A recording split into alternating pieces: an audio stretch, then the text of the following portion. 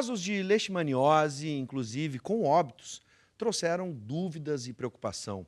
A presidente da Comissão de Saúde Pública do Conselho Regional de Medicina Veterinária, Camila Jacques, está conosco para nos explicar o que é essa doença e como a gente pode, evitá-la.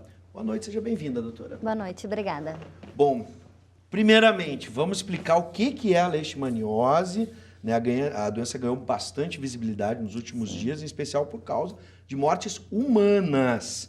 Para a gente começar, o que é essa doença e como ela atinge os cães e vem chegar nos seres humanos? Certo. Bom, a leishmaniose é uma zoonose, que é uma doença comumente transmissível entre os homens e os animais, causada por um protozoários do gênero Leishmania. Para que ela ocorra, é necessário ter um vetor, que é o flebotomínio, conhecido como mosquito palha. Então, ela não é uma doença de transmissão direta entre as pessoas e nem direta entre os animais e as pessoas. Precisa ter o vetor, que nem a dengue. Então, assim, como que isso ocorreu em Porto Alegre? Em Porto Alegre já foi identificado o vetor em algumas áreas de mata, região mais de alguns bairros ali do Morro do Osso, região de zona rural, que foi identificado esse vetor. Esse vetor ainda não está urbanizado aqui em Porto Alegre. Então, foi nesse sentido, com essa proximidade e animais, que chegou a doença ali na região e ocasionou já os 3 óbitos em humanos. Bom, se você tem alguma dúvida a respeito, você que está em casa com o seu cãozinho, a gente tem um espaço pet aqui, mas hoje, excepcionalmente, você pode mandar a sua pergunta e seu comentário também pelo 99588-2374, esse é o nosso WhatsApp, 99588-2374, mande a sua pergunta ou seu comentário através de texto. Então, vamos recapitular. Tu disseste, doutora, que a zona rural, bairros que tem bastante, por exemplo, praças em volta, ou mato mesmo, pode, ou melhor, a probabilidade é maior. Ele não está urbanizado, mas é possível que a doença possa avançar para outras regiões que não tenham tanto mato assim. Estou vendo ali, por exemplo, o Parcão. O Parcão tem árvores, tem água, enfim, um ambiente. No caso do vetor que foi identificado aqui em Porto Alegre, não tem esse risco inicial, entendeu? Ele está bem restrito a determinadas regiões. Sim. Que é onde também tem os animais que estão com sintomatologia, que estão sendo identificados pelo pessoal, pela equipe da vigilância de Porto Alegre. Então é importante também sempre ter os cuidados nesses bairros, nas zonas rurais, quando se levar os animais para hotéis, que em geral hotéis de cães também são mais isolados. Sim. Para fazer todas as medidas preventivas, para evitar que esses animais, porque os cães, eles são os principais reservatórios no meio urbano, então eles são importantes para essa doença. E aí, olhando agora para os bichinhos, para os cães, a gente vai entrar numa polêmica aqui, um episódio polêmico em Porto Alegre envolvendo a Secretaria da Saúde e dos Direitos dos Animais. Isso. Sobre a eutanásia de cães com suspeita de estar com a doença. Como é que a gente pode interpretar isso? Isso tornou uma questão muito polêmica, as redes sociais entraram em ebulição com a questão. Como é que a senhora interpreta? Sim, a gente tem o posicionamento do Conselho de Medicina Veterinária, que é o posicionamento de seguir os órgãos oficiais, que é o Ministério da Saúde. Sim. O Ministério da Saúde tem uma área técnica que cuida e tem um protocolo de conduta para casos de leishmaniose. Então, tem toda a orientação como seguir. Primeiro, o diagnóstico do animal, depois de 2 exames com diagnóstico positivo, a recomendação do Ministério da Saúde é a eutanásia desses animais. Então, o Conselho segue a mesma linha. No entanto, como medida de saúde pública, se o proprietário, junto com o médico veterinário, quiser optar pelo tratamento, hoje em dia ele existe, foi liberado pelo Ministério da Agricultura, Pecuária e Abastecimento, no final do ano passado, uma droga para tratamento canino, para tratamento dos animais, que é o milteforam. O milteforam chegou, mas ele não tem cura. O animal não cura da doença, não há cura parasitológica. Ou seja, ele melhora da sintomatologia, mas ele continua sendo um reservatório. Então, todos os cuidados, quando se optar pelo tratamento, devem ser feitos. A coleira de inseticida no animal, que deve ser trocada frequentemente, exames periódicos para acompanhamento e, mesmo assim, o animal ainda pode ter recidivas e vir a falecer, vir a óbito em função da doença. Sim. Então vamos lá, recapitulando. Existe um tratamento para o bichinho, para o cãozinho, mas não tem cura. Ou seja, o tutor responsável, hoje como as pessoas identificam corretamente, aquele que cuida do animal, ele vai ter que passar a vida inteira, e dependendo de quanto o animal resistir à doença, cuidando desse bichinho para que ele não se torne um foco, né, dessa doença que possa chegar aos seres humanos. Ele será sempre um foco. Ele Sim. será sempre um foco. O medicamento não age nisso, diminui a sintomatologia. Né? O que se preconiza? Que se tire esse animal das áreas de risco onde tem um vetor. Se ele for retirado da área onde tem o vetor e levado para uma área onde não tem o vetor, é só manter o tratamento no animal que não tem um risco para a população e nem para as outras, né, para os outros animais. A polêmica toda em Porto Alegre é que na área onde estão esses animais, que é na seda, foi identificado já o vetor.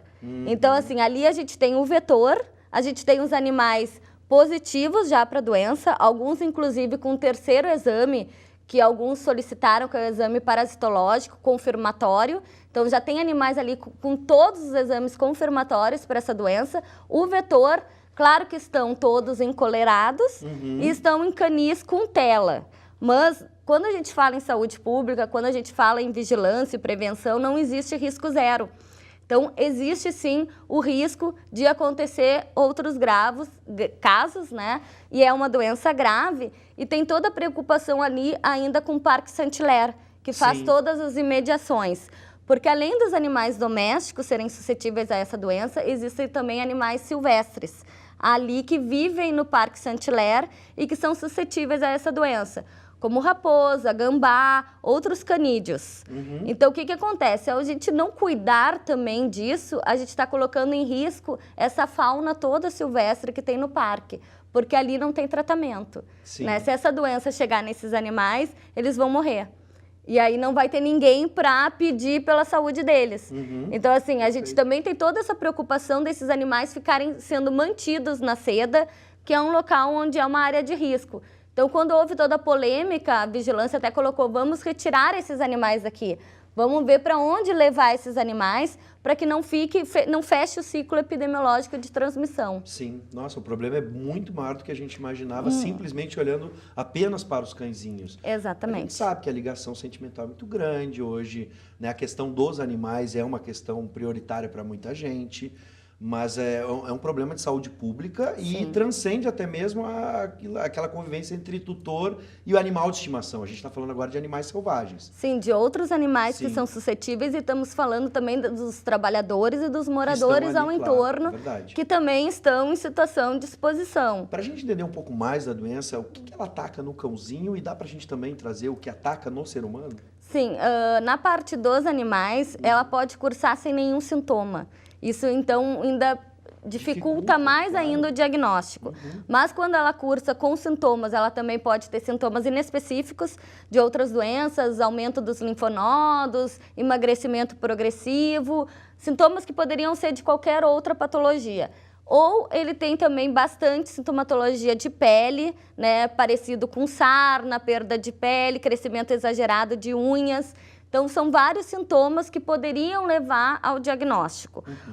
O Conselho fez a nota técnica o ano passado, diante do primeiro óbito, né, humano, que foi em setembro, de uma criança, fez uma nota técnica para alertar os colegas médicos veterinários da importância do diagnóstico no animal.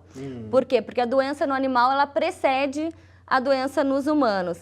E muitas vezes a gente vê em consultórios e clínicas médico-veterinárias que os animais são tratados para doenças de pele e que volta e meia a doença de pele volta, aí melhora, retorna e assim sucessivamente. Então foi o alerta para, em casos de muitas recidivas, que também se pense hoje em dia em leishmaniose. Sim. Porque antigamente a gente não pensava nesse diagnóstico porque não tinha no Rio Grande do Sul. Então, foi um alerta para os colegas que agora, olha, temos que estar atenta a fazer esse diagnóstico diferencial para poder entrar com todas as medidas preventivas, né, e de vigilância desse animal, que inclui o uso da coleira inseticida, né, que a prefeitura, todos esses animais já estão com a coleira, né, nos locais onde foi identificado também foi fornecida a coleira inseticida, né? E todas as outras medidas que dependem de ações intersetoriais, né? Que o vetor, ele se multiplica em matéria orgânica, no lixo. Então, é muito difícil tu falar em controle do vetor quando o vetor se multiplica no lixo, né? Então, tem que outras secretarias estão trabalhando conjuntamente com a prefeitura para retirada de matéria orgânica, questão de criação de animais. Sim. Então, em todo sentido, porque só eutanásia, uma medida qualquer que seja isolada, ela não dá resultados, né? Ela precisa sempre de ser uma ação conjunta. E só para fechar, no caso dos seres humanos, o que acontece na medida que a gente é diagnosticado com leishmaniose? O que aconteceu com essas pessoas? Sim, essas pessoas, em geral, acomete mais gravemente pessoas que são já imunossuprimidas, né? Que têm um sistema imunológico mais deficiente. Ou mesmo crianças e idosos, que foi o que aconteceu também. Né? São sintomas inespecíficos, aí teria que chamar, né, realmente um médico para falar dessa parte toda, mas também a dificuldade que se teve em Porto Alegre no início foi porque, como não, em princípio a gente não tinha leishmaniose, não se pensa num diagnóstico, foi confundido com outras doenças, né? Porque ela tem toda uma... Ela pode, os sintomas são inespecíficos no momento, então o diagnóstico não é um diagnóstico simples. É de difícil diagnóstico. Tanto no bichinho quanto no ser humano também. Isso. Agora, é importante a gente alertar, tivemos casos de óbitos, e é por isso que a gente não deve brincar. Por isso, a Ubra Canoas, então, está realizando um debate sobre leishmaniose canina. É um evento, né, de graça, aberto ao público em geral. Por favor, doutora, a gente pode falar um pouquinho sobre esse evento? Sim, eu até vou participar, vai ser amanhã, né, do meio-dia às 14 horas. Vou me colocar à disposição para o debate, para as discussões, para essa polêmica com relação à eutanásia ou não, né, porque não é fácil para nenhum médico veterinário decidir pela eutanásia, né, a gente sempre tem que levar em consideração N fatores, né, e que a eutanásia é a abreviação do sofrimento do animal e não um assassinato, como às vezes é colocado pela mídia ou então por protetores. Então, a importância que tem quando a gente fala em saúde pública, quando a gente fala também em abreviar o sofrimento do animal, porque esse animal, muitas vezes, ele está sofrendo com essa doença. Então, alguns desses animais, eles estão em sofrimento. Sim. Né? Então, assim, a eutanásia não vem para assassinar, ela vem para abreviar esse sofrimento. Sim. Então, assim, colocar e discutir essas questões técnicas, eu acho que vai ser bem interessante o debate. Então vamos ver. Bom, você quer mais detalhes, tem o site da Ubra, www.ubra.br.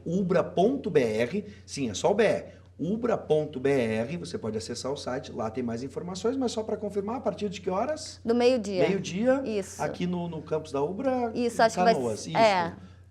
O prédio, alguém puder me avisar aqui qual prédio, para a gente ter certeza. Acho que é no auditório do hospital. No auditório do hospital, perfeito. No auditório do Hospital Veterinário aqui da Ubra, aqui pertinho da TV e da rádio. Isso. Então, estão todos convidados, é aberto ao público. Isso. Eu acho que não só a informação, mas o debate, você que participa de alguma ONG de proteção aos animais, né? Então, vá para esse debate para que a gente possa, através da informação, escolher a melhor saída para todos, para os bichinhos e especialmente para a questão de saúde pública, para nós, seres humanos. Exato. Bom, muito obrigado, doutora, seja sempre bem-vinda e que o debate comece a partir de agora.